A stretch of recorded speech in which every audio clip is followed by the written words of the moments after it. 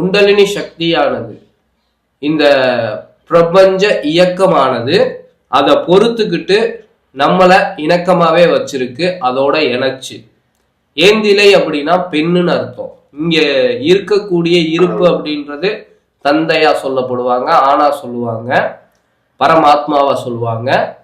பெண் அப்படின்றது இருக்கக்கூடிய இயக்கங்கள் அனைத்தையும் குறிக்கக்கூடியது, ஒளி நிலைய ஒளி பிளம்ப குறிக்கக்கூடியது. ஸோ நம்ம கிட்ட இருக்கக்கூடிய இயற்கை இயக்கமானது நாம என்ன செஞ்சாலும் அதன் இயக்கத்துல தன்னை இணைச்சு நம்மளை பாதுகாத்துக்கிட்டு இருக்கு. அது என்னுள்ள மேவி.